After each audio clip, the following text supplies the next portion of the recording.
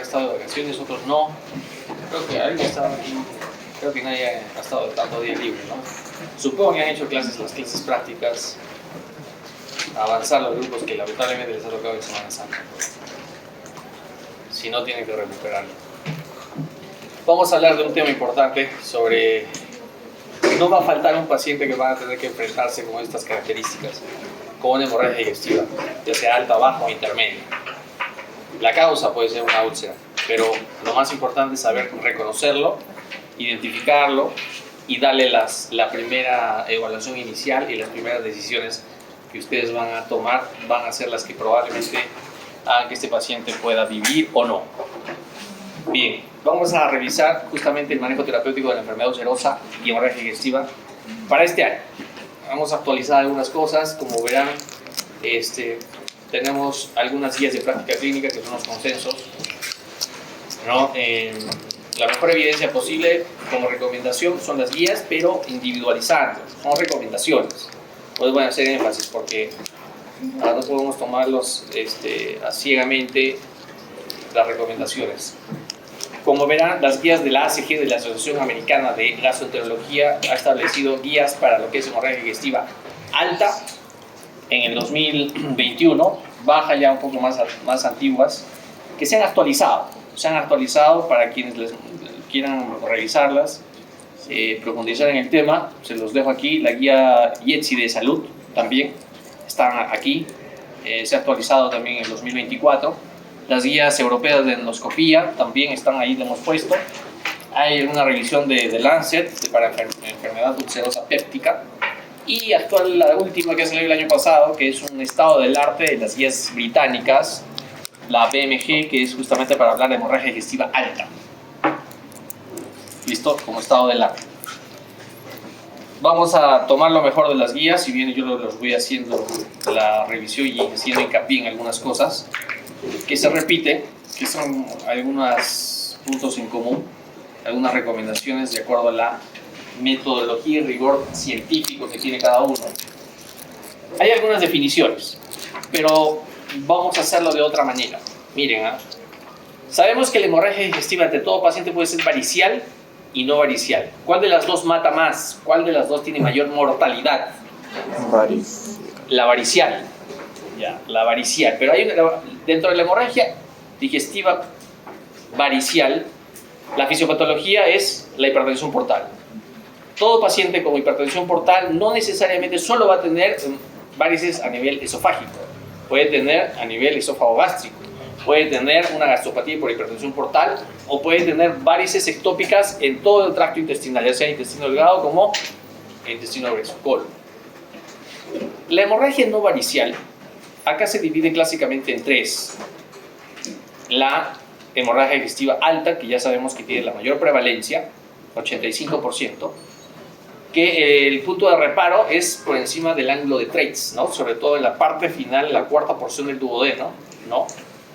Cuando finaliza y empieza el ilio. La hemorragia digestiva baja, que es el 15%, está aumentando muchas veces las hemorragias digestivas bajas. ¿Por qué? Porque la sintomatología es muy inespecífica y a veces no hay síntomas. Como ya vamos a ver, muchas veces este porcentaje que todavía se maneja pues está en aumento, ¿no? 20%, en algunas revisiones hasta el 30%. Y está por debajo del ángulo de Treitz. Y la hemorragia digestiva intermedia es de mucho más difícil diagnóstico a veces. ¿Por qué? Se va del 5 al 10% y va entre el ángulo de Treitz y la válvula ileocecal. Muy diferente a la obstrucción intestinal, que toma de reparo por encima o por debajo, alta o baja, la obstrucción intestinal, ¿no? La válvula ileocecal. Aquí, el método diagnóstico muchas veces para la hemorragia digestiva intermedia, es más, no llegan los equipos modernos, ¿no? Que son los equipos en 3, 4D, muchas veces portátiles de última generación, no llegan a la parte, a lo mucho un poco más de lo que normalmente llegan los convencionales, los clásicos, y se tienen que utilizar a veces métodos como la cápsula endoscópica, ¿no? La angiotomografía, ¿no? La cápsula endoscópica, por ejemplo, que es de elección para, solo nos sirve como método diagnóstico, que posteriormente, al hacer el diagnóstico con una cápsula endoscópica, nos puede ayudar la enteroscopía, ¿no? Como de forma terapéutica. ¿no? Porque ya sabemos que la cápsula es una cápsula con una cámara que entra por la boca y se elimina con las heces. Y hay que ver el video, ¿no?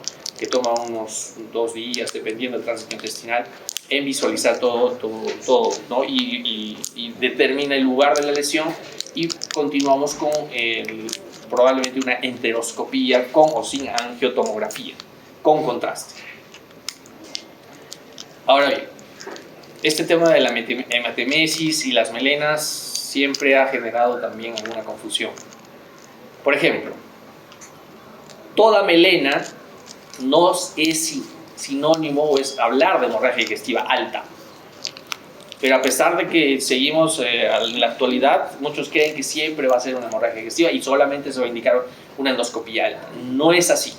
El 65% de todas las melenas sí puede ser una hemorragia digestiva alta, pero hay un 35% que se va a dar por debajo del ángulo de Trace y que puede ser una hemorragia de tipo intermedio o hasta abajo.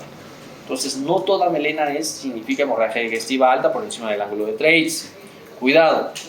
Hay que tener cuidado aquí en cuanto a la hematemesis.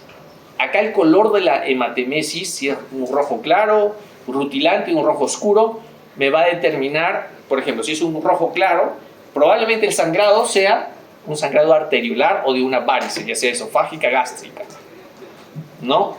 Y si es un sangrado oscuro como las melenas que se hacen negras, alquitranadas, es porque ha existido este proceso de hematinización de la hemoglobina por el ácido clorhídrico y las bacterias, ¿no? Que le van a hacer cambiar, van a oxidar el hierro, el fierro, y va a dar este color oscuro, negruzco, alquitranado a las heces. De igual forma pasa con el sangrado en una hematemesis, ¿no? Se va a hacer más oscuro por acción muchas veces de esta hematinización. Entonces hay que tener en cuenta este proceso, ¿no? En el color de las heces. Se habla de que para que haya una melena tiene que haber al menos 50 mililitros, ¿no? de sangrado, y que persista por 5 días. Ojo aquí, puede haber al menos 10 horas debe pasar para que el color tenga este color negruzco, alquitranado, oscuro. No hay que tener cuidado porque muchas veces algunos pacientes pueden parecer que tienen melenas, pero no lo son porque de repente toman algunas sustancias como un bismutol, un bismuto, ¿no? O algún medicamento que cambie el color de las heces. Cuando hay esa duda hay que hacer un tacto rectal. Y van a estar ustedes en las situaciones en que ustedes, siendo varones, las damas, que van a tener que hacer un tacto rectal, ¿no? Varones a pacientes mujeres y ustedes mujeres, pacientes varones. Y van a tener que hacerlo porque obviar ese paso puede generar un error en la toma de decisiones. Entonces, cuidado. Tenemos que hacer, en el caso de hematoquesia, de igual manera, si yo tengo un sangrado que puede estar mezclado con las heces o el sangre encima de las heces, si está roja clara o roja rutilante, quiere decir que el sangrado está más cerca de la región rectoanal, que si es más oscura, por acción de la hematinización, probablemente está más distante de la región rectoanal. ¿Listo? Puedo tener un paciente con un shock hipovolémico con pocos síntomas, o que no tenga muchos síntomas, o que sin pérdida evidente de sangre. Para esto hay que evaluar en contexto todo mi paciente de forma integral y también hacerle un tacto rectal. ¿Listo? No podemos pasar en la actualidad. Si yo tengo dudas de que el paciente esté sangrando, evidentemente hay que hacer una buena historia clínica. Muchas veces han confundido hematemesis con hemoptisis, por el simple hecho de no preguntar si el paciente presentó tos o náuseas y vómitos en el momento que presentó el sangrado. Cuidado, estas cosas no pueden pasarse por alto en una historia clínica, así sea rápida, es rápida y detallada. ¿Listo? Entonces, no confundan, seguimos pensando que en las visitas, hemorragia digestiva, melena, solo pídele una endoscopía, y la endoscopía muchas veces sale normal. Hay que tener cuidado. Ahora bien, la epidemiología. En Estados Unidos, como en muchas partes del mundo, el diagnóstico gastrointestinal, o sea, una hemorragia digestiva, es bastante común y representa más de 500.000 de admisiones al año. Casi el 80% de los pacientes que acuden a los servicios de urgencias van a tener, sobre todo de las hemorragias intestinales, y hemos dicho la más frecuente, la alta. ¿Listo?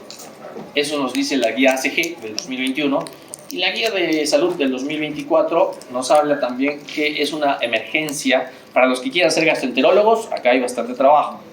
Solamente tienen que tener muchas veces un endoscopio, sobre todo, y además un colonoscopio para poder laborar. Muchas veces en mi hospital se robaron los endoscopios y colonoscopios alguna vez, son costosos, ¿no? Y bueno, son de utilidad porque un gastroenterólogo, yo, por ejemplo, como clínico, ¿para qué lo llama el gastroenterólogo? Muchas veces no para que me resuelvan problemas, sino para que me hagan una endoscopía, una colonoscopía. Y si sospechamos de intestino medio, pues si es que hay disponible una cápsula endoscópica, que a veces no está disponible, en algún lugar de mayor complejidad lo tiene. Entonces, en salud menciona que es una emergencia médica gastroenterológica muy común y que va, miren, lamentablemente el Perú tiene estadísticas a veces o subregistros, sobre todo cuando tuvimos la pandemia no se registraba nada, ¿no? Que van la incidencia anual entre 15 y 72 por cada 100.000 personas. ¿Listo? Ahora bien, la mortalidad, y esto es lo que quiero fijar porque esto depende mucho la sesión de hoy día. La mortalidad global en la actualidad va entre el 5 y 15%, promedio 10%.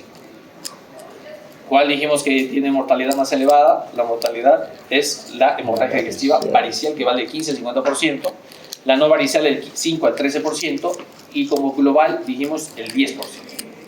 La hemorragia digestiva baja, 5% como mortalidad. Y por el lado de la hemorragia no varicial, hay dos cosas que hay que evaluar. ¿Qué porcentaje se autolimita? 85-90%.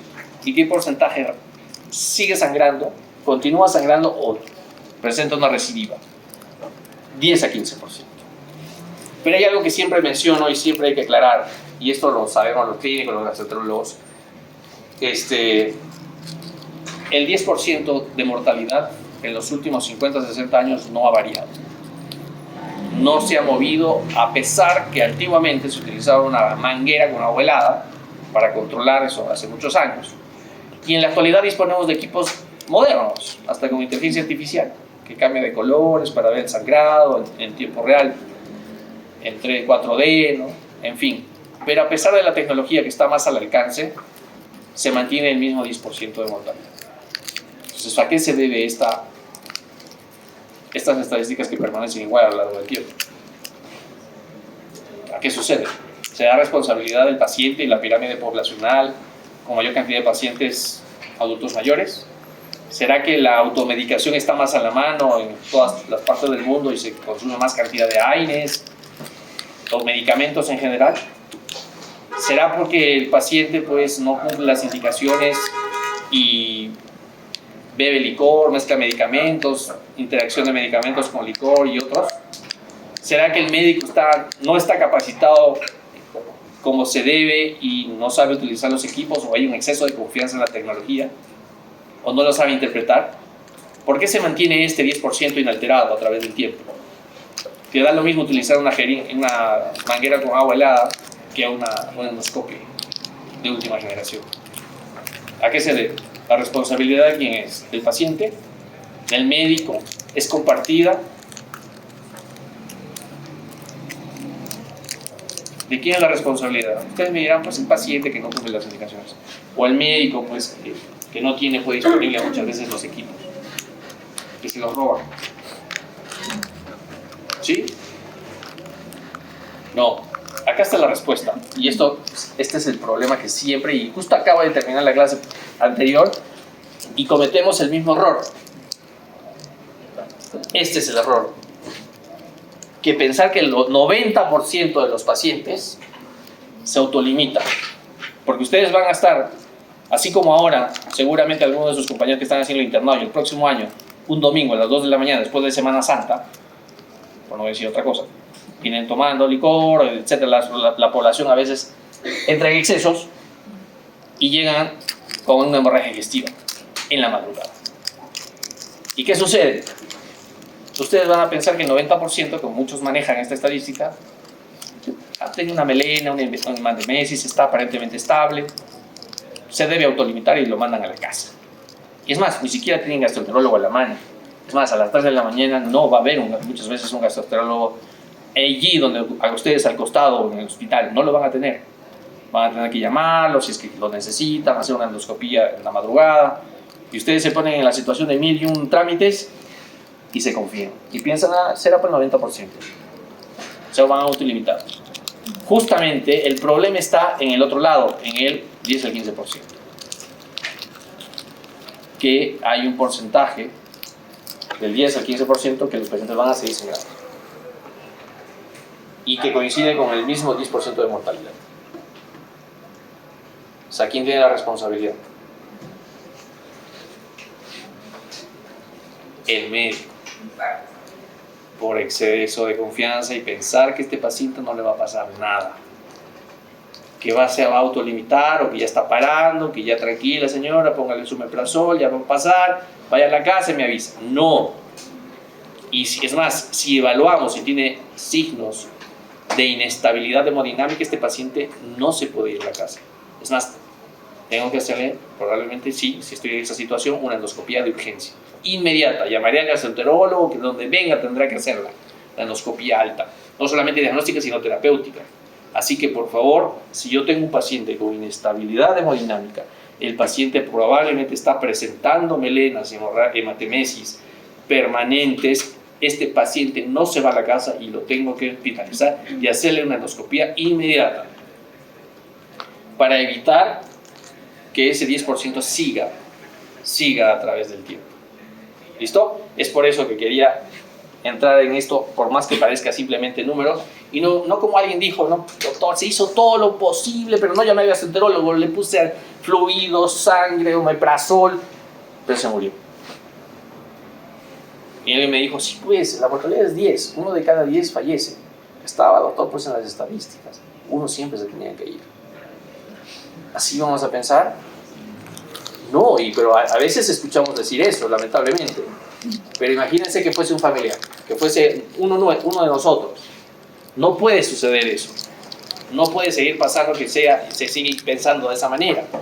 Por eso, cuidado, no caigamos, y acabamos de terminar la clase anterior, y alguien por ahí, no, pero tengo 12 horas todavía para hacer la endoscopía.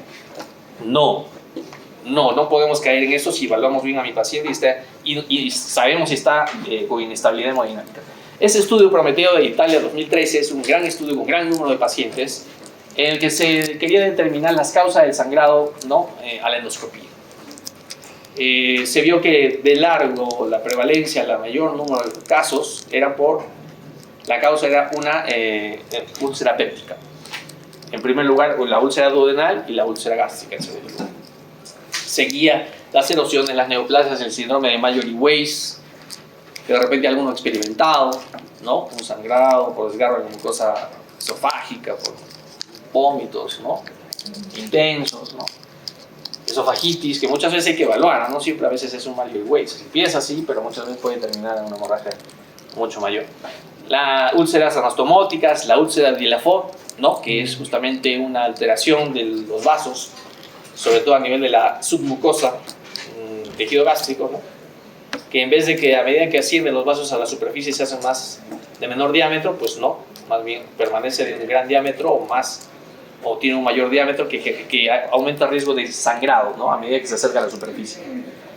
Angiodisplasias, actualmente llamada mejor angiectasias para evitar la confusión con neoplasias, que son también alteraciones vasculares, que son vasos dilatados que tienen mayor riesgo de sangrado, sobre todo venoso, sobre todo a nivel colónico, pero pueden estar en cualquier parte del tracto digestivo. Y lesiones sangrantes no identificadas. Sobre todo muchas de este grupo son a veces en el intestino medio. Hay revisiones que se han hecho, revisiones británicas, en Canadá, en Estados Unidos, en Italia, en el que coinciden que la úlcera péptica es el primer lugar, sin lugar a dudas. En 2021, de igual manera, la úlcera gastroduodenal es el primer lugar de lejos. En esta revisión, por ejemplo, de esta revisión del 2021 que les he presentado, en Francia, la úlcera gastroduodenal, el primer lugar, de lejos, 40%, hipertensión portal, 19%, esofagitis, cáncer, las alteraciones vasculares, síndrome Mallory-Weiss, la úlcera de Lafont, entre otros. Bien. Se puede dividir y adaptar a nuestra realidad causas comunes y menos comunes. ¿Sí? Las comunes, Ya hemos dicho de la cabeza, la úlcera péptica, úlcera duodenal conjuntamente con la úlcera gástrica. Pero puede haber en algunas revisiones como en esta, gastritis erosiva al 20%, varices esofágicas, Mallory Weiss, cáncer gástrico. Las menos comunes, que es en el 17%, habla de esofagitis, por ejemplo, úlcera péptica, la lesión de Dielafoe, que es más frecuente en el estómago, si bien es cercana a la unión esófago-gástrica, ya les he dicho que son dilataciones de los vasos a medida que ascienden a la superficie, la duodenitis, lactancia vascular, el estómago en forma de sandía o watermelon, que es justamente esta forma anatómica hace que también haya una alteración vascular con riesgo de sangrado, mayor riesgo de sangrado, la gastropatía hipertensiva, varices gástricas, fístulas aortoentéricas, la hemofilia, el hemococcus pancreaticus, que es un aneurisma del conducto de Wilson, ¿no?, que también tiene mayor riesgo de sangrado. Todo esto constituyen las causas menos comunes, ¿ya? Ahora bien, idealmente, cuando todo paciente hagamos una endoscopía, ya sea no solamente diagnóstica, sino terapéutica, justamente en la parte de diagnóstico, idealmente sería determinar a qué se debe la causa. Puede ser que tengamos una úlcera, como hemos dicho, que es la causa más importante, más frecuente, la úlcera péptica, ya sea duodenal o gástrica, en el que la enfermedad de la úlcera péptica se caracteriza justamente por úlceras en el estómago o el duodeno. Pero, ¿cuáles son las causas más frecuentes? A la cabeza, sí, conocemos, ustedes ya lo conocen, este bacilo que vive medio ácido, bacilo gram negativo, que es el Helicobacter pylori, que se contagia por vía fecal oral, ¿no? Es más, en muchos congresos de revisiones siempre se habla de lo mismo, ¿no? Si se transmite fecal oral, hay riesgo que se transmite a través del beso y las relaciones sexuales. Es más, hay muchos trabajos al respecto y pueden revisarlo. No hay evidencia que sustente ello, pero hay la sospecha de que podría haber contagio en algunos casos de forma repetitiva en unos miembros en una misma familia, ¿no? Una pareja de esposos podría haber, pero falta evidencia para confirmar ello. Si bien se habla de una posibilidad, cuidado, no vayan a ser alguno de los contagiados, ¿ya? Tengan cuidado porque es una forma de contagio hasta el momento probable. El Helicobacter pylori, causa principal. Pero para mí puede ser por AINES, como la aspirina. Pero a medida que van en algunos lugares, sobre todo en los países en desarrollo, hay una disminución debido pues a la mayor equipamiento, el método diagnóstico, ¿no? Scores, infinidad, está disminuyendo la prevalencia de las causas más frecuentes, como el Helicobacter pylori, pero lo que está aumentando en esos países son las úlceras idiopáticas. Así, por ejemplo, que en tasas, por ejemplo, en África, se habla de que la causa de infección por Helicobacter pylori es el 79%. En Latinoamérica, el 63% y el Caribe. El 55% en Asia, miren, el 37% en Norteamérica, el 24% en Oceanía, es justamente donde aumentan las úlceras sin una causa establecida, ¿no? Idiopáticas. La prevalencia, como ya les dije, es más, aumenta hasta un 20% en esas regiones. Ahora bien, una úlcera péptica puede debutar como en un paciente de forma asintomática, puede ser que no tenga síntomas, pero puede debutar con síntomas, con sangrado, por ejemplo. Puede presentar un sangrado, ¿no? Hasta en un 20% de los pacientes, o complicaciones como una perforación o una obstrucción a la salida gástrica. ¿Listo? Y los pacientes que, por ejemplo, no hablamos de pacientes con úlcera péptica no complicada, que no se han perforado, no ha habido una obstrucción, ¿no? Y de repente no han presentado hemorragia, pues basta que presenten un disconfort retroesternal que te debemos hacer el diagnóstico diferencial con qué patología, con un infarto de miocardio de cara inferior. No se puede pasar por alto en algunos pacientes que tengan síntomas persistentes, sudoración, dolor y esté presentando un infarto de cara inferior, ¿no? Eso también lo vamos a revisar en esta semana con el tema de prácticas. El dolor en epigastrio se puede presentar, sí, es el más frecuente, en el 81%. En los eruptos, recuerden que todo paciente que tiene estos síntomas es un paciente con una dispepsia. Son los síntomas clásicos de una dispepsia. Pero como dispepsia, el dolor epigástrico es más frecuente, los eruptos, el dolor nocturno del 41%, náuseas y vómitos 25%, la sensación de saciedad o llanura precoz, ¿no? También con malestar postprandial, y la úlcera péptica se detecta en aproximadamente 1 de cada 20 pacientes con dispepsia que se han sometido a una endoscopía. sea, si hacemos un tamizaje, 1 de cada 20 va a tener síntomas de úlcera péptica y la causa probable puede ser las que hemos mencionado. Y las personas mayores, adultas mayores, pues como sabemos muchas veces no presentan síntomas, pueden ser asintomáticas. Ahora bien, si hablamos de la úlcera péptica no complicada, ¿cómo hacemos el diagnóstico definitivo? ¿Siempre con endoscopía? No siempre. Para eso, si bien la endoscopía me permite descartar otras causas como una neoplasia, ¿no? Tomar una muestra, una biopsia y hacer el análisis histopatológico, ¿no? Y hacer, por ejemplo, pruebas de la ureácea para detectar el Helicobacter pylori, pero hay que evaluar a mi paciente si tiene signos de alarma y la edad. Dos cosas que tengo que evaluar en mi paciente. Signos y síntomas de alarma. Por ejemplo, ¿cuáles son esos signos y síntomas? Una, que el paciente puede estar presentando hemorragia, ¿no? Es un signo de alarma. Anemia, que puede ser secundaria a ello. La disfagia, ¿no? Una pérdida de peso inexplicable también, ¿no? Vómitos recurrentes, puede haber, ¿no? O que se palpe, pues finalmente una masa, ¿no? Evidente a la palpación.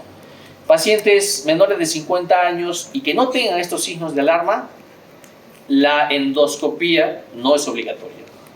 Puede utilizar otros métodos no invasivos, como por ejemplo el test del aliento con la urea, ¿no? Puede utilizar pruebas de antígenos fecales y serológicos para anticuerpos IgG para el Helicobacter pylori. Las pruebas invasivas que requieren endoscopía, como las biopsias que hemos dicho de la mucosa gástrica para hacer el estudio histológico, las pruebas rápidas de ureácea y las pruebas moleculares para el Helicobacter pylori, todo ello como pruebas invasivas. ¿Listo? ¿Cuál es el tratamiento? Ustedes dirán, de repente tenemos como arsenal los antagonistas H2. Ranitidina, que ya no se usa mucho, ya por ahí es más, hay estudios que lo han proscrito por relación carcinogenética. Después podemos tener, tenemos los inhibidores de la bomba de protones, como su nombre lo dice, echan a trabajar, inhiben esta bomba justamente hidrogenio potasio ATPasa. Pero hay otros medicamentos que ya no son tan antiguos, hace 10 años, ya que no dependen de esta bomba potasio hidrogenio ATPasa gástrica, sino que son los conocidos ya los PCAP, ¿no? Los antagonistas competitivos de los receptores de potasio, como justamente uno que se utiliza mucho, el vonoprazano. O sea, esa es una alternativa que ya en varias guías se está tomando como un medicamento que resulta ciertamente efectivo, ¿no? Justamente se ha visto que tiene una tasa de curativa de hasta el 90% en úlceras gástricas y duodenales, y también sirve para la prevención secundaria en las úlceras por AINES, ¿no? En una de ellas justamente por aspirina, una de ellas, ¿no? Que justamente se utiliza mucho en algunos pacientes, ¿no? Ahora bien, ustedes conocerán en cuanto a la erradicación del Helicobacter pylori diversos esquemas de tratamiento, ¿sí? Ustedes habrán visto, hay 5 o 10 esquemas de tratamiento, pero no es porque voy a utilizarlos, la forma correcta de utilizarlos es primero, una vez que yo he identificado mi Helicobacter pylori y que yo sé que mi tratamiento erradicador dura 14 días, voy a determinar primero en los lugares que se ha registrado la resistencia a la claritromicina. Puede ser que haya resistencia menor al 15% o mayor al 15% o se desconozca. Como es la situación nuestra, muchas veces no hay registros, no sabemos si hay resistencia al Helicobacter pylori a la claritromicina.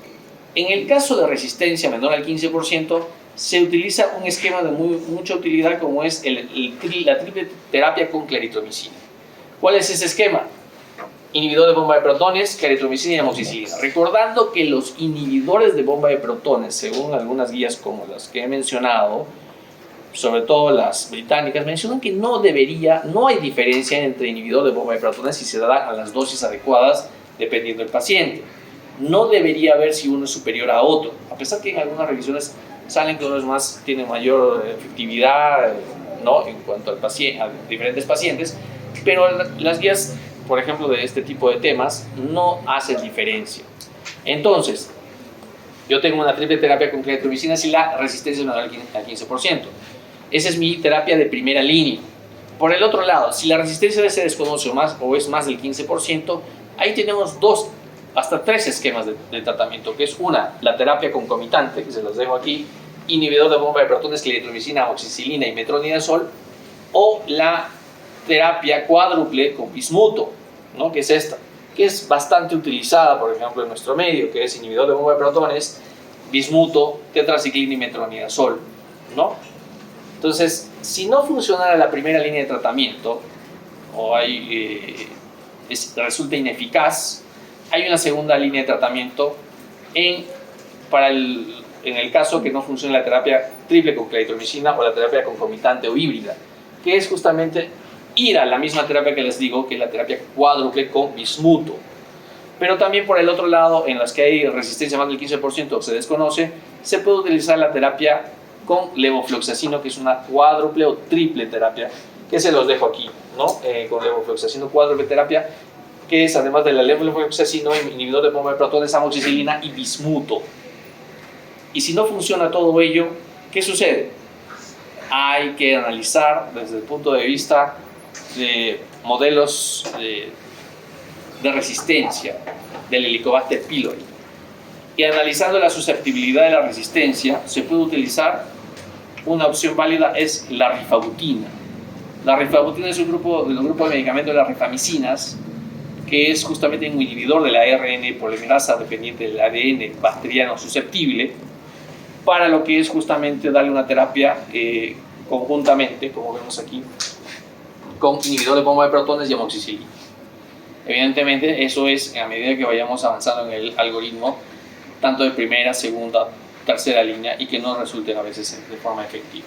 ¿Listo? En alérgicos a la penicilina, se cambia de repente la amoxicilina en los casos que sea por metronidazol, y cuando esté disponible el vonoprazano, pues se puede utilizar en algunos esquemas triples o dobles, ¿no? Como una alternativa.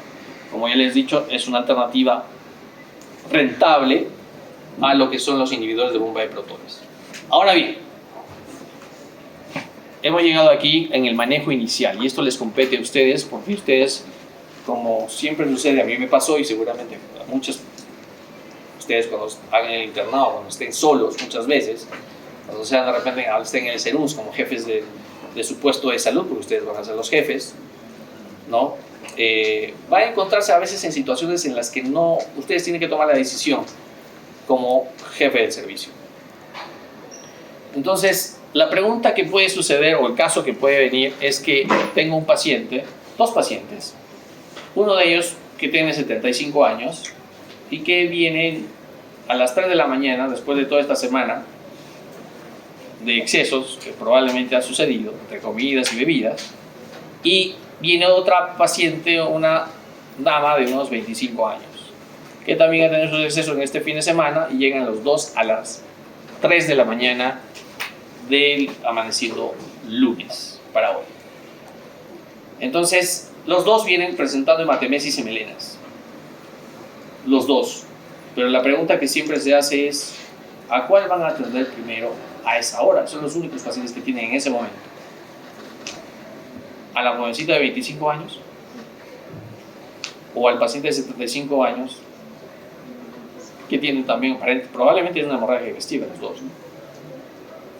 El paciente de 75 años se tomó un AINE para un dolor de rodillas, y la jovencita de 25 años se tomó un AINES con alcohol en estos días y viene con probable una hemorragia digestiva. ¿A quiénes van a atender primero? No tenemos todos los recursos. ¿A quién atendemos primero? ¿Al mayor? Sí. Para la jovencita va a decir, pero ¿por qué a mí no? ¿Cuál va a ser la edad? Es un adulto mayor, 75 años. Más de 50 años. Riesgo de complicaciones. ¿Pero por qué? ¿Qué complicaciones puede haber en un paciente adulto mayor que no tenga una paciente joven? Alguno dirá, si le toca a un varón, va a decir, no, la conozco, mejor a ella. Que pase. ¿no? Además es joven, tiene un futuro por delante. El pacientito, bueno, pues, ¿para qué toma? ¿Para qué toma su zaina? Si sabe que todavía con el estómago vacío. Entonces, hacemos pasar al adulto mayor y que espere la jovencita, ¿sí? Pero ¿qué pasa si lo hacemos esperar al paciente adulto mayor? Puede fallecer, ¿pero por qué? Si él dice, no, doctor, pero yo no tengo ninguna enfermedad que yo sepa, no me he hecho controles tampoco, pero me han dicho que no sé. Y la jovencita, pues sabemos que probablemente no tenga tampoco antecedentes.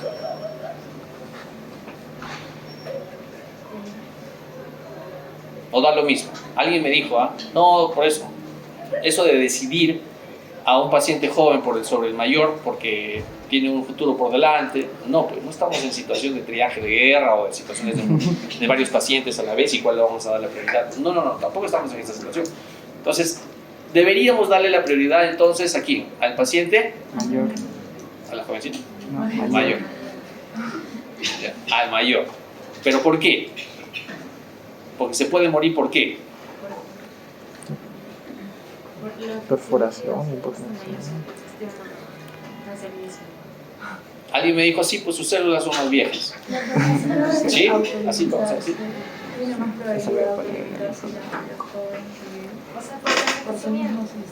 El envejecimiento es un proceso que va de la mano con qué proceso que es inevitable, que en la actualidad se toma mucho énfasis en controlar, que es la aterosclerosis. No arterioesclerosis, que es otra cosa, ¿no? Entonces, de por sí un paciente adulto mayor, es más, si tiene comorbilidades mucho aún, si fumas, toma licor, más no se hace controles, no sabe ni cuánto está en su perfil lipídico, pues aumenta el riesgo cardiovascular, ¿no? Y en fin, ahora en la actualidad se toma mucho énfasis porque es un proceso a veces que no se controla y muchos dejan pasar y eso termina generando en algunos pacientes asociados a comorbilidades una muerte más temprana. Y en este paciente probablemente aumente su riesgo de muerte debido a este proceso que puede generar ¿qué? ¿Qué es la consecuencia de una aterosclerosis finalmente? Un infarto agudo de miocardio, sea una elevación del ST o no, por ruptura de esta placa. Así el hecho de someterlo a esta pérdida, que puede ser masiva o no masiva de sangre, asociado al sobreestrés que puede realizarse el procedimiento, si es que no se ha infartado antes, porque una endoscopía requiere, así esté sedado, requiere una técnica y de hecho genera pues una situación de estrés, ¿no? Entonces, cuidado con este tipo de pacientes. El paciente que debería pues pasar es el adulto mayor porque tiene más riesgo de mortalidad, sobre todo a nivel cardiovascular. Y de entradita hay que tomarle un electrocardiograma a un paciente adulto mayor. Algunos scores toman la edad como un puntaje adicional, ¿no? Pero hay que tomarle un electrocardiograma a un paciente adulto mayor. De hecho, pues para hacer un procedimiento, sobre todo, ¿no? Hay que tomarlo. Pero hay que ver los antecedentes que tenga, que de repente esté tomando AINES, que tiene alguna hepatopatía, alguna insuficiencia hepática, que esté tomando alcohol, corticoides, anticoagulantes, varices esofágicas ya diagnosticadas previamente, que haya tenido sangrado y que recurra. Eso cambia un poco la perspectiva del manejo del paciente. Confirmar, por ejemplo, la hemorragia digestiva. Una forma de confirmación, ya hemos dicho, el tacto rectal. Pero van a encontrar en algunas bibliografías que antiguamente y en algunos lugares lamentablemente todavía manejan el tema de colocar una sonda nasogástrica, muchas veces procedimiento hecho a ciegas. ¿Con qué finalidad? Finalidad primero de confirmar si está sangrando y segundo, aspirar el sangrado porque puede ser que se llene de coágulos. No, eso no se utiliza, es más, debería estar prohibido si vamos a hacerlo todavía ciegas. En algunos casos se puede individualizar, usar la sonda nasogástrica en sangrados masivos que quiero aspirar, evidentemente supervisado, ¿no? De repente hasta con apoyo del endoscopio, pero si no, no lo voy a hacer, porque corro el riesgo de introducir a ciegas y dañar un vaso a ciegas y hacer que sangre. Si es que ya estaba sangrado, complico a mi paciente, y si tenía una varice esofágica, esofagogástrica, puedo hacerlo sangrar y complicar a mi paciente y ya tengo el cuadro completo y me lo pongo cuesta arriba en el manejo. Ahora bien, en la evaluación hemodinámica hay que evaluar la inestabilidad hemodinámica en el paciente. ¿Cómo evalúo la estabilidad hemodinámica? Evaluando, acá no voy a evaluar la presión arterial media, sino la sistólica. Sobre todo en pacientes que tengan presión sistólica menor a 100 milímetros de mercurio y la frecuencia cardíaca que espere más de 100. Este paciente hay que evaluar lo que se llama ortostatismo o el signo de la camilla basculante, o simplemente por el cambio de posición. Entonces, a este paciente que estaba echado y yo le tomo funciones vitales, lo hago sentar. O le cambio la posición en la camilla basculante, que cambia, ¿no?, de estar en el decúbito dorsal a una posición sedente. Y le voy a volver a medir las funciones vitales. Y si la presión arterial sistólica cae 10 milímetros de mercurio o más, y la frecuencia cardíaca aumenta 20 latidos por minuto o más en ese cambio de posición, y si baja, por ejemplo, un paciente tiene 100 y se baja a 80 sistólica, si tenía 100 o 90 de frecuencia cardíaca y se sube a 110, pues este paciente está inestable hemodinámicamente. Y este paciente, si bien voy a tratar de compensarlo hemodinámicamente, pues tengo que hacerle una endoscopía diagnóstica y terapéutica inmediata. ¿Listo? Es muy diferente que el paciente esté estable, que yo lo voy a compensar igual más aún de lo que está tranquilo. Bueno, pues es muy diferente un paciente que por el mecanismo de ortostatismo de la camilla basculante me voy a dar cuenta de que este paciente está inestable. Buscar signo de hepatopatía, de repente una circulación colateral, ¿no?, tenía antecedente, o de repente es un cuadro ya pues con una insuficiencia hepática. Hay que ponerle 2 vías periféricas, nada de ponerle una vía periférica con triple vía, no, son 2 vías, una para cristaloides y la otra para la posibilidad de transfundir, ¿verdad? Una transfusión restrictiva, como vamos a ver. Hay que pedir pruebas de laboratorio, pruebas de tiempos de coagulación, grupo y factor. Si es inmediato y no conozco el grupo y factor, ¿qué grupo sanguíneo le voy a dar a este paciente? Como de una forma de emergencia, inmediata. Si no puedo hacer pruebas de compatibilidad, ¿qué grupo sanguíneo le voy a dar? O negativo. O positivo. O negativo, no hay ningún riesgo de compatibilidad. Si no tuviese, cierto, el O negativo es raro encontrar el hecho de ser negativo. En algunos casos se puede optar, pero hay que tener cuidado con los O positivos. Se puede utilizar, pero idealmente sería ver su grupo y factor, ¿no?, del paciente. Pero en el caso que a veces viene solo, si tengo disponible un O negativo, doy O negativo, que es la sangre del donante universal, que no voy a generar ningún riesgo de transfusión.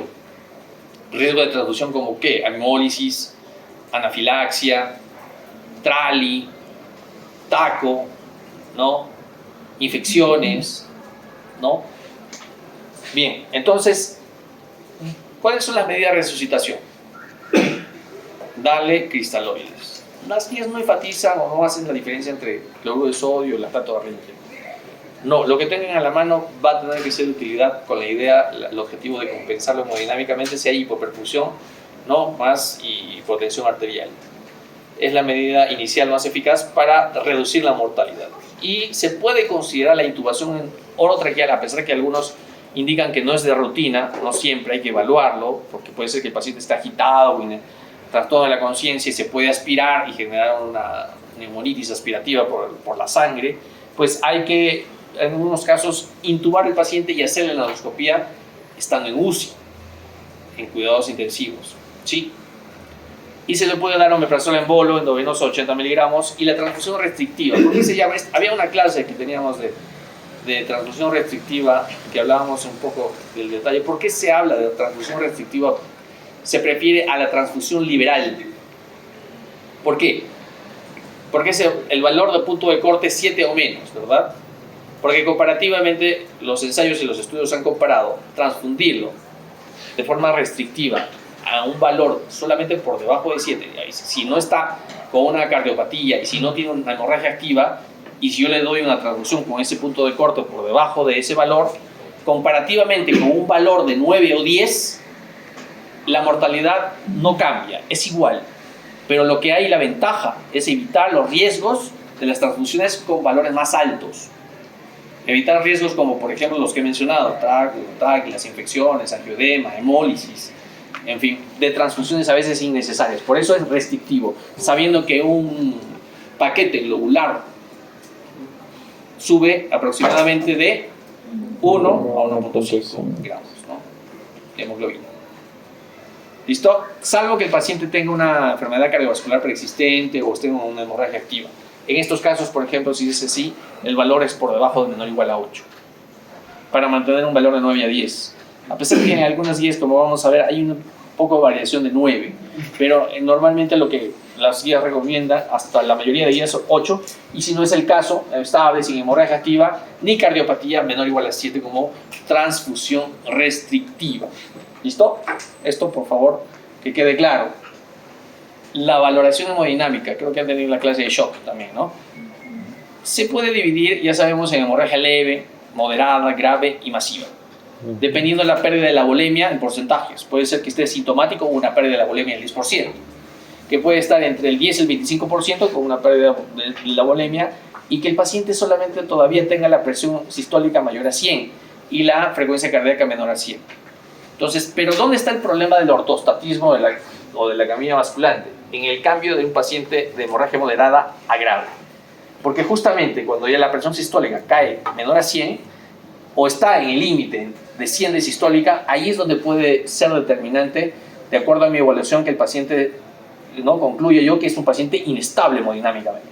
Entonces hay que determinarlo, y justamente como vemos, si es un paciente ya con una hemorragia grave, pues ya el volumen de la volemia disminuye 25-35%, pues hay que reanimar a mi paciente y hacer una endoscopia urgente.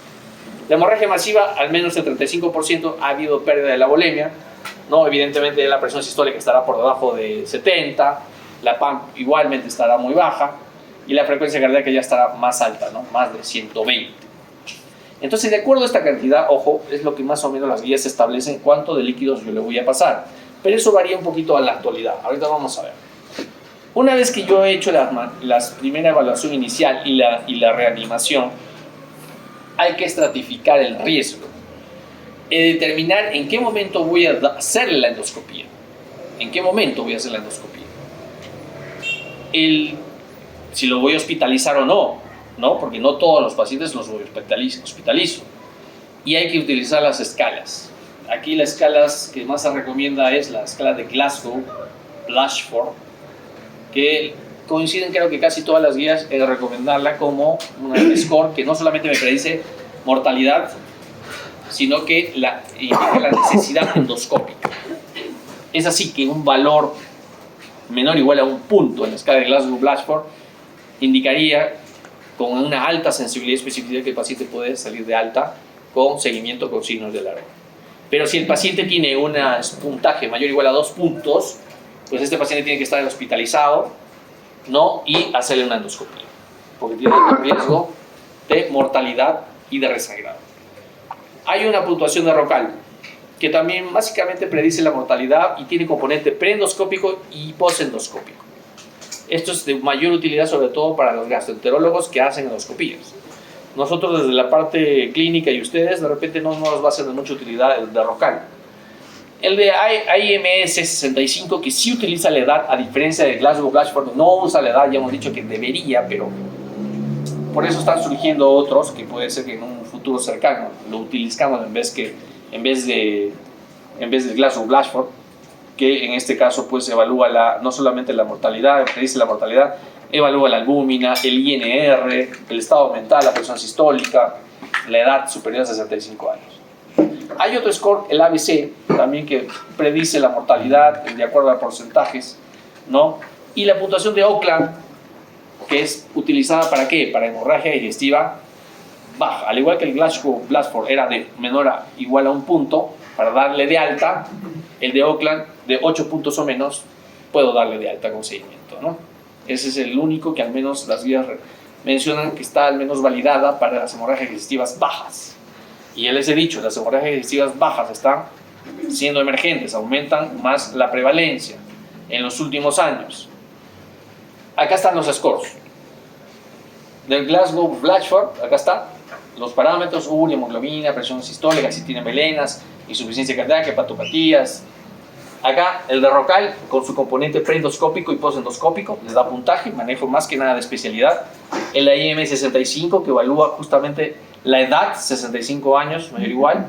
El ABC igual, 60 a 74 años, como ya hemos dicho, por eso hemos tomado como referencia los 70 años para aumento de riesgo de mortalidad, sobre todo a nivel cardiovascular, ¿no? Y hay otros valores que allí también los podemos tener, pero el más utilizado, recomendado hasta el momento, es Glasgow Platform.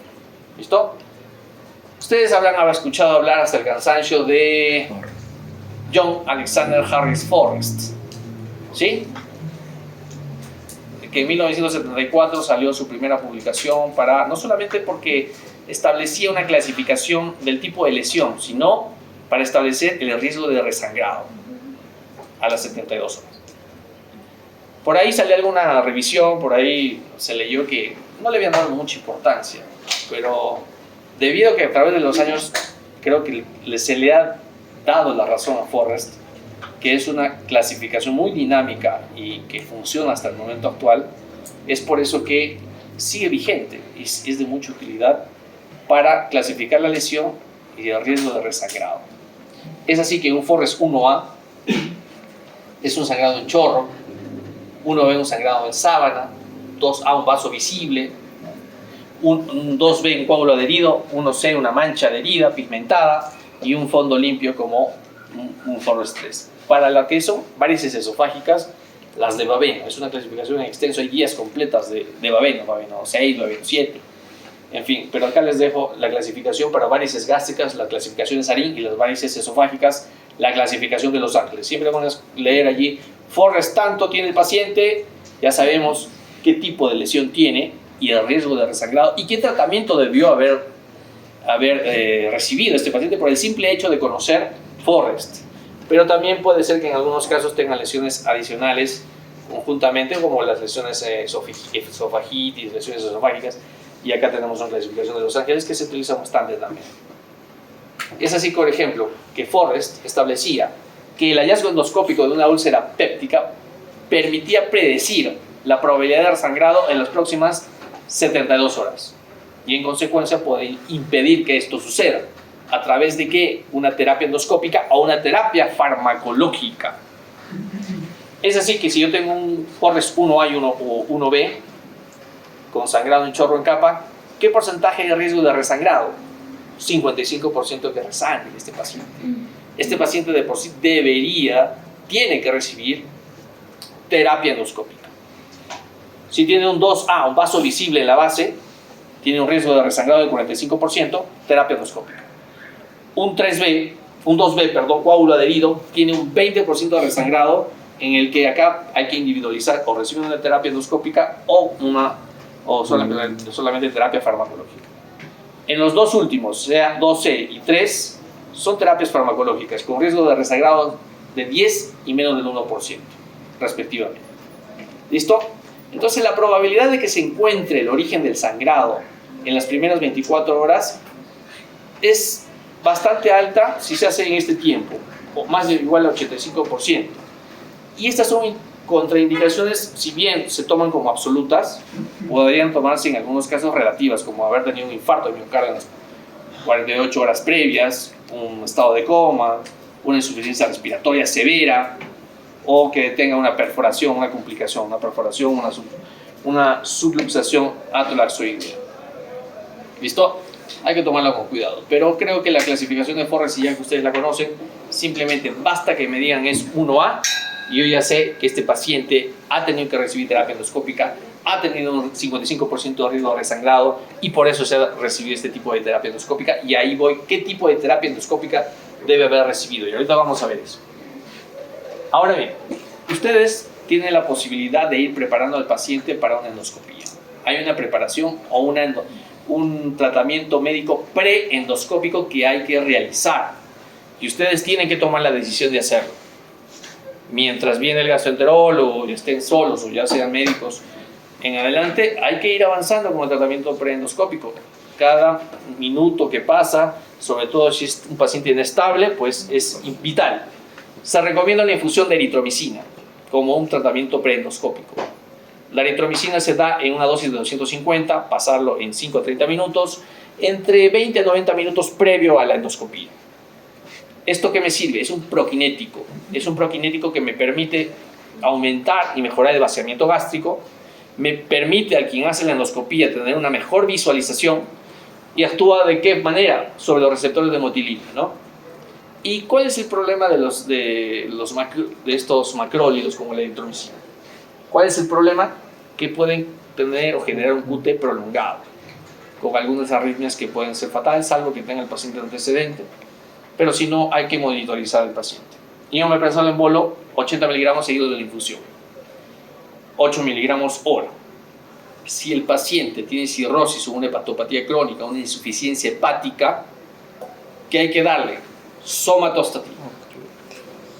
¿Para qué hay que darle somatostatina? Es un vasoconstrictor esplácnico de circulación gastroentérica. ¿Listo? Para evitar que siga sangrando, hay que hacer vasoconstricción. Y le voy a dar, ¿qué dosis? Ahí está, 50 microgramos en bolo, y luego le voy a dar 50 microgramos por hora, por día, por 5 días. Pero si no tengo somatostatina, el nombre comercial es octrótide, ¿qué le voy a dar? Terlipresina, que es un análogo de la vasopresina. ¿Sí? Y que tiene función la misma, es muy similar, pero de elección muchas veces van a encontrar que la terlipresina se prefiere sobre los otros.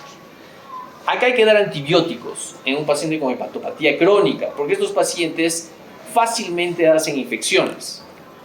¿Y por qué hacen infecciones? Por la translocación bacteriana.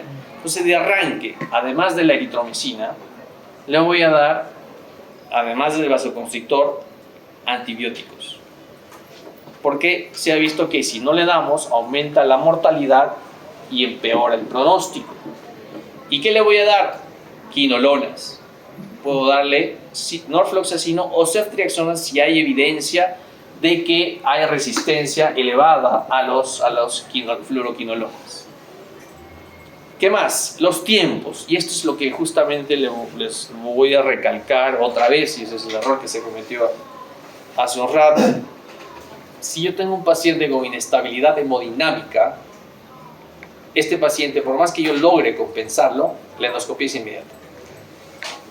Pero en el caso que no sea una hemorragia no varicial, si es una hemorragia digestiva no varicial, tengo un tiempo hasta 24 horas para terminar de compensarlo, para tomarle sus exámenes, y no antes, porque se ha visto que hay peores resultados adelantando el tiempo, o en las hemorragias variciales por hipertensión portal, hasta 12 horas, y no adelantarme por debajo de las 6 horas. Se ven peores resultados y se evitan pruebas de compatibilidad, se evitan en el manejo otras estrategias que hemos hablado, que si no las cumplimos aumentan la mortalidad final. Ahora bien, estas son las terapias endoscópicas que se manejan. Tenemos terapias inyectables con la adrenalina, que no se da sola. La terapia o la inyectoterapia con adrenalina no se da nunca sola.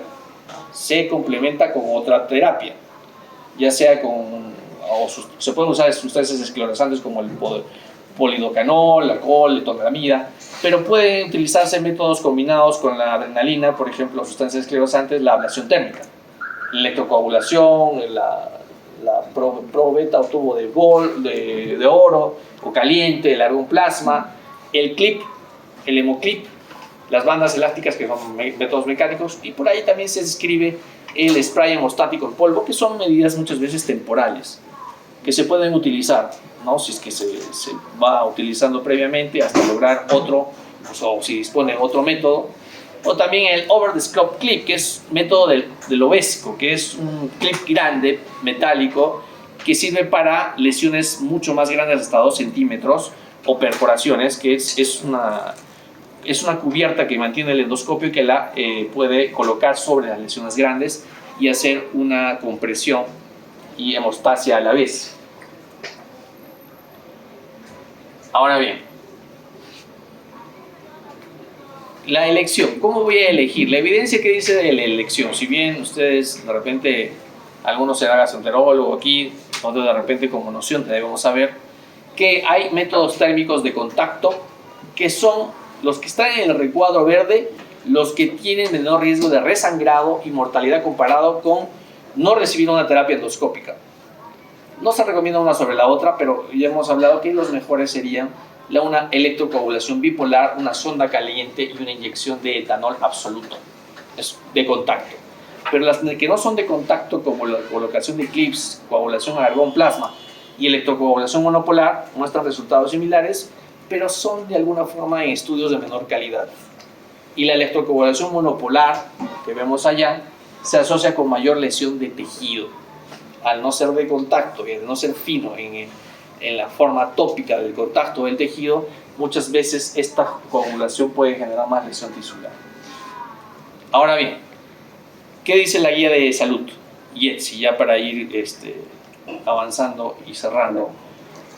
La primera parte, como verán con lo que hemos hablado, no varía mucho en la parte de evaluación y reanimación del paciente. ¿Qué hay que tener en cuenta? El punto de corte para la transfusión restrictiva es 7, ¿sí?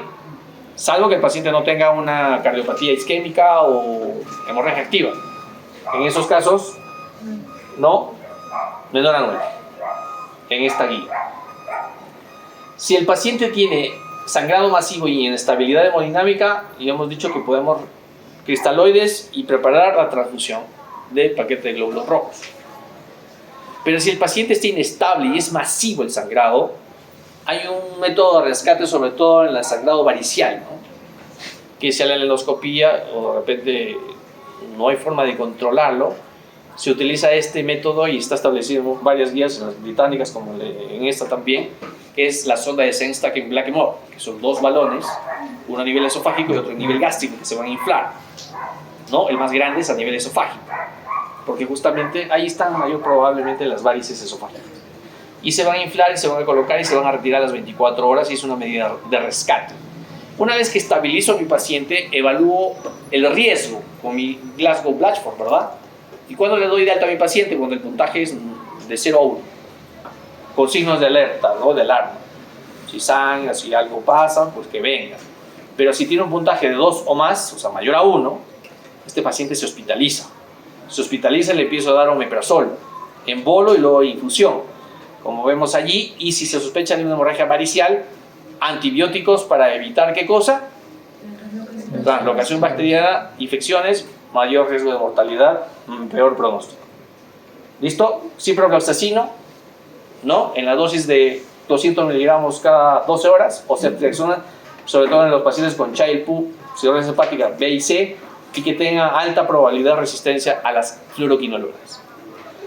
Se puede dar también, dijimos, octreotide, que es el nombre comercial de la somatostatina, en las dosis que hemos mencionado, y allí realizar la endoscopía diagnóstica y terapéutica.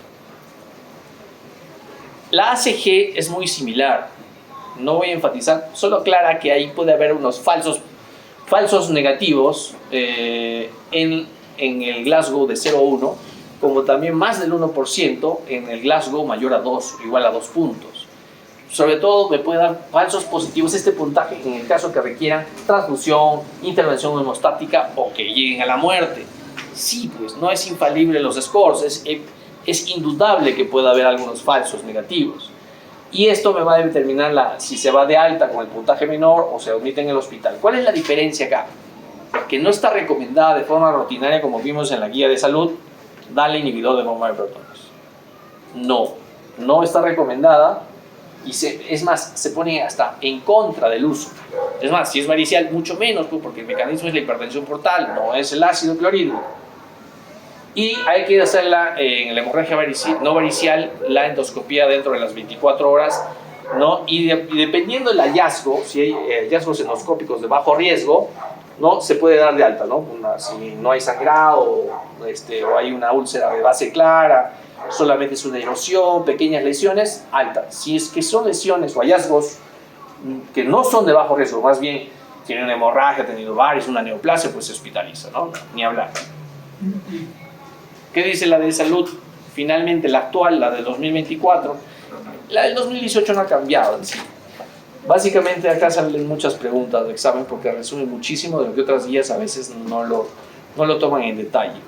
Ya dijimos la primera parte de hacer una endoscopía, 24 horas para la hemorragia no varicial, 12 horas, hasta 12 horas para la hemorragia varicial, siempre y cuando esté compensado, está compensado, de inicio está aparentemente compensado, que si le hemos hecho el ortostatismo o la camilla basculante no tenga inestabilidad, porque si no lo hago inmediatamente, la endoscopía. Y acá determino, acá hay un error, acá miren, la guía tiene un error, pensar que acá es en el lado no varicial y allá es el lado varicial. Eso es un detalle que viene en la guía, pero lo voy a corregir, pero viene así de la guía. Hemorragia varicial, aquí hay que evaluar el Forrest, en la no varicial, el Forrest. Hay que evaluar si es un Forrest 1A, 1B, 2B, no, y los que se le retiran el coágulo hayan presentado sangrado con un Forrest 1A, 1B o 2A. Si es el caso de estos Forrest, hasta el 2A y 2B, el manejo es inyectoterapia, adrenalina con otro tratamiento adicional, que puede ser mecánica, de las que hemos mencionado, o terapia térmica, ¿no? La electrocoagulación o las mecánicas, los TIPS. Esto siempre combinando la inyectoterapia de adrenalina. Si el sangrado persiste, a pesar de eso, acá la guía dice hay que realizar terapia por radiología intervencionista, embolización, transcatéter o hacer una cirugía. Después vamos a ver cuál se prefiere. Pero en el caso que en el manejo inicial, si el sangrado se detiene, le voy a dar pues inhibidor de bomba de protones, ¿no? Ya sea en bolo, luego infusión, hasta cambiar la vía oral. Le voy a hacer un seguimiento endoscópico de rutina en los pacientes en los cuales dijo que en la primera endoscopía tenía dudas, ¿no? Entonces le van a hacer un second look, una segunda revisión, una segunda endoscopía. Entonces aquí si sangra, si tenía dudas y hay sangrado, se manejará el resangrado con una segunda endoscopía hemostática, y si falla la endoscopía hemostática, pues radiología intervencionista o cirugía. Pero en el sangrado, si persiste, a pesar acá, en este punto, ¿no? A pesar de realizar terapia de embolización, si el sangrado persiste, hay que irle dando igual omeprazol en bolo y luego en infusión. Ahora bien, si es algo menos grave que estos Forrest, hay un Forrest 2C y un 3, le voy a utilizar, ahí es manejo del endoscopista, el score de Rocal, ¿no? Que ya utiliza criterios endoscópicos y posendoscópicos, ¿no? Y ahí utiliza más de 2 puntos para hospitalizar. Ahora, en la hemorragia varicial, porque ahí es en el otro lado, por eso estamos aquí en la clase para aclarar este punto que lamentablemente la guía lo ha cometido ese error, ese desliz. Las varices esofágicas, ¿cuál es el tratamiento de elección? La ligadura de bandas, ¿listo? Es de elección. Y si no está disponible, ¿qué voy a usar? La escleroterapia. Eso hay que saberlo porque en las varices esofágicas por hipertensión portal voy a usar. Si el sangrado sigue, ya sabemos, sonda Sennstacken-Blackmore, ¿no? Y hay que retirarlo a las 24 horas. Y por el otro lado, las varices gástricas no se tratan igual. Ahí se usa un pegamento tisular que se llama cianocrilato. Alguno habrá visto los pegamentos tipo gota mágica, ¿no? Algunos huele igual, se viene igual, vienen en estuches muy similares, pero se llama cianocrilato y que se utiliza como primera elección para varices gástricas. Y si persiste el sangrado aquí, se pueden escoger, ¿no? Se puede realizar una endoscopía en la que si el sangrado se detiene y resangra, se puede otra vez usar o una ligadura o una escleroterapia. Y por el otro lado, las gástricas, de igual forma, si no funciona, TIPS o cirugía, ¿no? TIPS, que son las derivaciones portosistémicas intrahepáticas transyugulares, ¿no?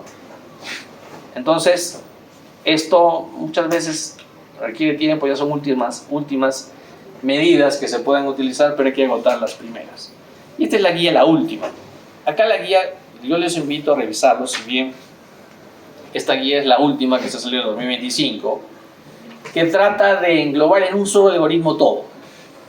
Si bien a veces el que mucho abarca, a veces trata de hacerlo todos en uno solo, que muchas cosas, algunas recomendaciones son las mismas.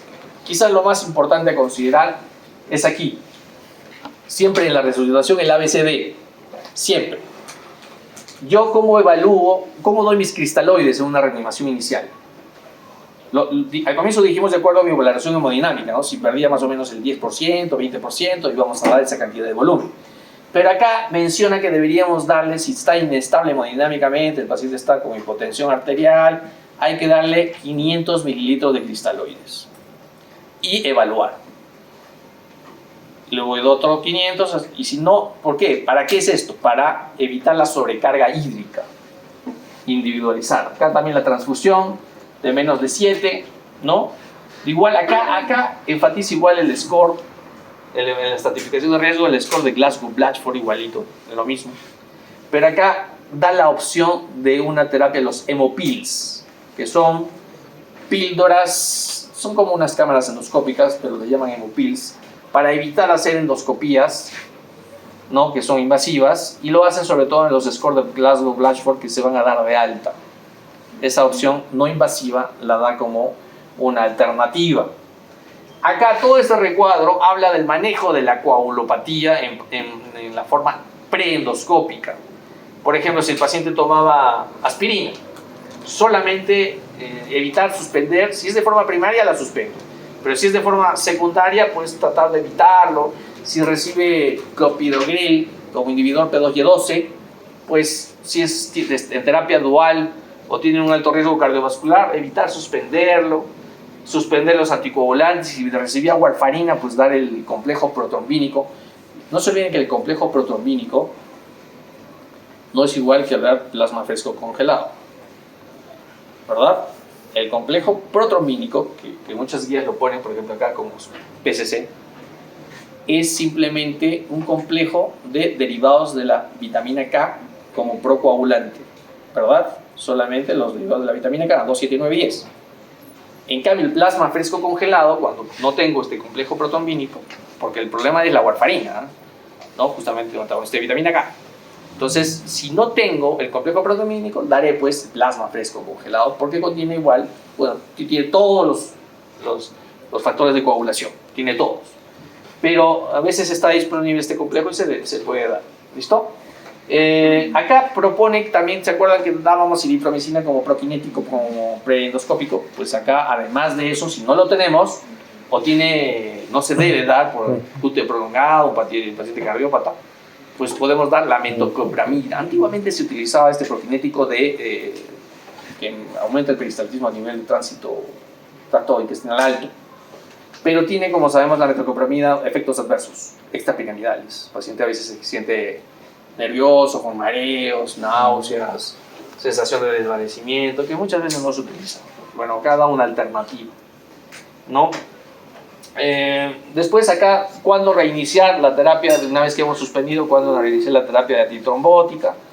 En fin, acá da justamente el mismo Ovesco, la técnica del Ovesco, que les hablé de este clip más grande sobre el endoscopio, que también se está utilizando mucho, sobre todo permite lesiones más grandes, hasta 2 centímetros.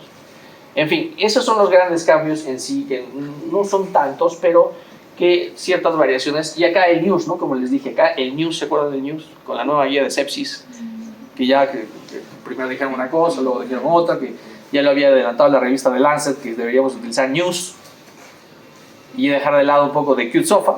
Pues acá también, al ser una guía británica europea, se consolida el NEWS como seguimiento en la reanimación inicial después de haber hecho el ABCD. ¿Listo? ¿Y cuál es la terapia postendoscópica? Dependiendo del Forrest. Si es un Forrest 1A, 1B, 2A, 2B, altas dosis de inhibidor de bomba de protones. Esto de forma endovenosa, el bolo más infusión por 3 días. O también lo mismo, 40 miligramos 2 a 3 veces al día, 3 días.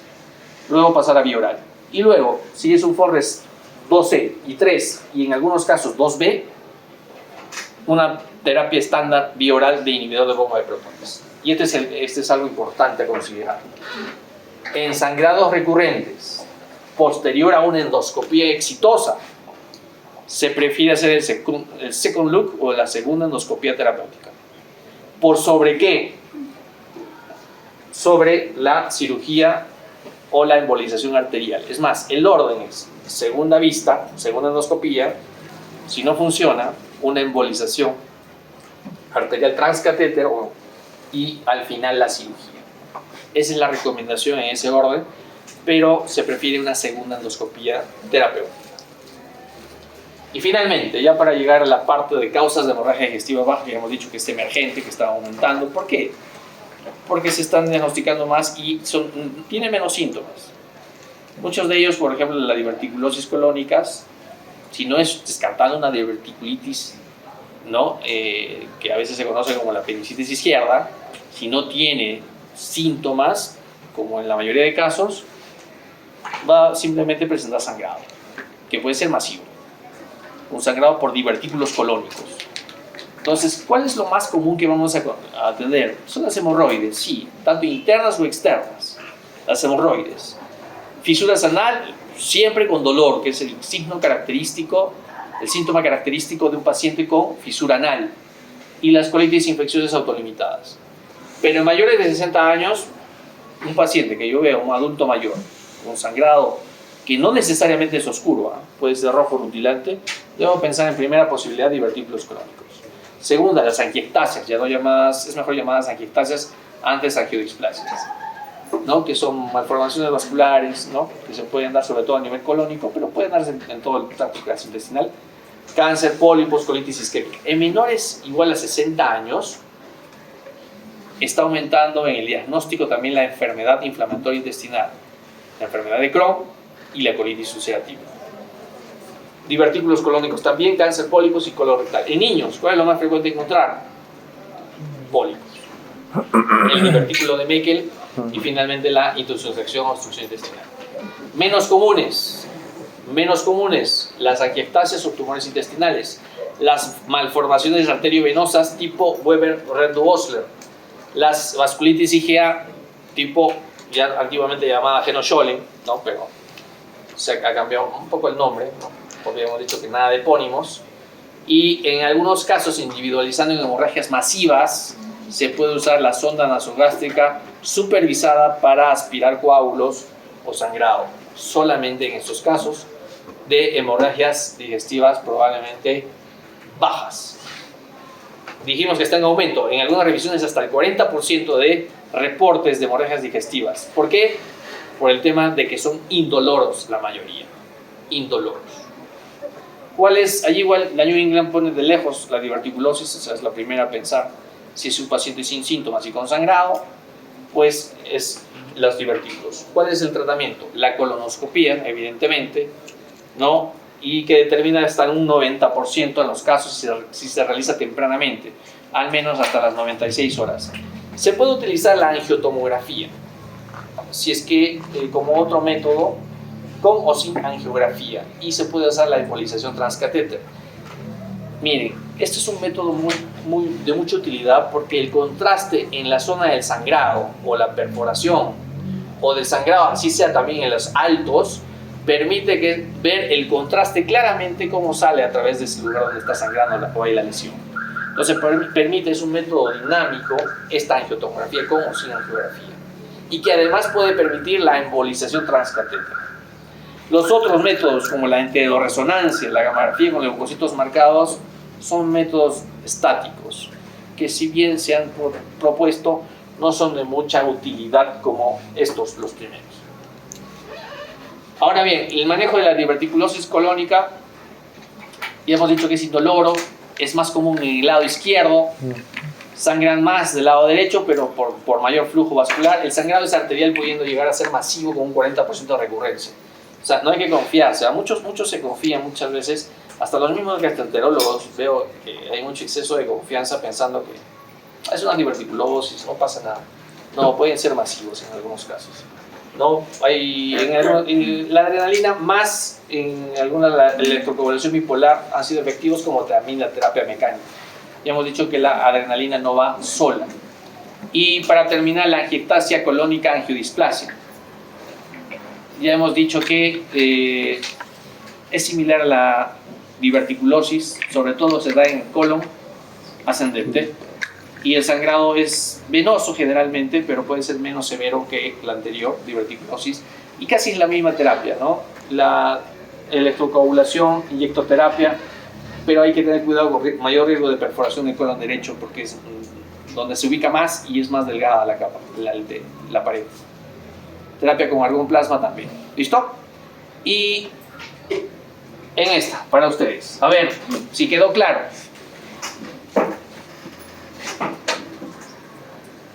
Varón de 69 años con antecedentes de gonartrosis en tratamiento con AINES. Presente hematemesis con sangre roja, por lo que es llevado por emergencia. Roja clara, ¿no? Al examen, presión arterial 160, hemoglobina en 6, las plaquetas 180.000, la creatinina en 1.1, se realiza una endoscopía urgente donde se evidencia vaso visible sobre úlcera en región pilórica. ¿Cuál es la terapia más apropiada para este paciente excepto? Terapia endoscópica de acuerdo a la clasificación de Forrest 2A con riesgo de resangrado de 45%, evaluar ortostatismo, transfusión de un paquete globular y vigilar el estado hemodinámico del paciente, tratamiento endoscópico, escleroterapia con osteótide, tratamiento endoscópico con inyectoterapia de adrenalina y electrocoagulación bipolar y tratamiento endoscópico por segunda vez con LUC en caso de resangrado. ¿Quién me levantó la primero? Justificando por qué. ¿Eh? ¿Por qué? La C, tratamiento endoscópico con escleroterapia y osteótide, ese es el excepto. ¿Ok? ¿Por qué?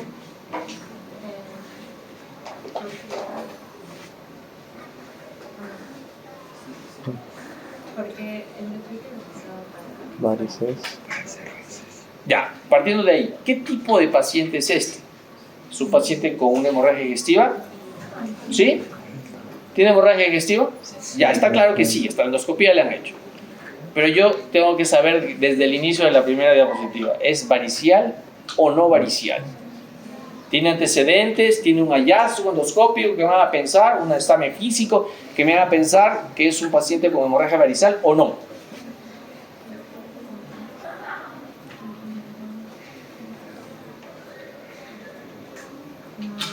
No es varicial. ¿Tengo algo para pensar que sea varicial? Creo que no, ¿no? No.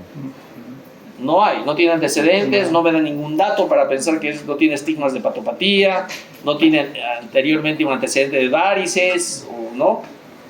No menciona. Ok. ¿Hasta ahí estamos de acuerdo? Ya. Hago la pregunta. Terapia endoscópica de acuerdo a la clasificación de Forrest 2A, con riesgo de resangrado del 45%. ¿Eso es verdad o es falso? ¿Es verdad? El Forrest 2A, ¿qué terapia debe recibir? Porque implícitamente para eso sirve Forrest. ¿Qué me sirve? Terapia farmacológica endoscópica. Endoscópica y que no quede dudas, ¿ah? Evidentemente el Forrest 1A es terapia endoscópica también. Ok, y sí, el 45% de resangrado, ¿no? Es alto. ¿Qué es el ortostatismo? Bueno, evalúo ortostatismo y transfusión de un paquete globular y vigilo el estado hemodinámico. ¿Qué es el ortostatismo en este paciente? Tendría, bueno, primero ver la presión. Está con 160. La sistólica está, bueno, era menor a 100 y la taquicardia fue 120. Y el ortostatismo sería que la sistólica disminuye a 20 y no, disminuye a 10. 10 ya, disminuye a 10 milímetros al menos, ¿ah? Puede bajar más, ¿ah? Pero al hacerle qué al paciente. Moverlo de posición. En este caso, ¿de qué posición a qué posición lo voy a mover? Sentarlo, porque muchas veces le tomamos la presión, ya que está a veces bien sangrando, le tomamos la presión echado, ¿no? El cúbito dorsal. Y lo vamos a sentar a posición sedente. Por eso le llaman a veces el de la camilla basculante, porque simplemente la levanto con la camilla, ¿no? Simplemente la elevo. Ya, y debe caer la presión sistólica al menos 10. ¿Y la frecuencia cardíaca? Sube más de 20, al menos 20. Correcto. Este paciente, probablemente si le hago el ortostatismo o de la camilla basculante, va a caer esa presión. ¿Y para qué me sirve el ortostatismo? ¿Esto me sirve para qué? Pero ¿qué me da una idea? Que es un paciente inestable hemodinámicamente. Este paciente puede esperar la endoscopía o podemos tomarla hasta 24 horas. Es inmediato. Por eso el anterior grupo me dijo, no, podemos esperar. No, es inmediato. Para eso me sirve la prueba de ortostatismo de la camilla basculante. Porque yo debo hacer. ¿Y el paquete globular? ¿Le paso o no le paso? Está con 6. Menos de 7 igual a 7 le voy a dar, ¿no? Le voy a dar de todas maneras. Es más, está sangrando probablemente. Y vigilo el estado hemodinámico del paciente. La escleroterapia diostrótide, ¿eso en qué casos uso? Varicial, ¿no? La escleroterapia. Pero en las varices hay el método de elección. ¿Cuál es? La varicial. La ligadura en banda, ¿no?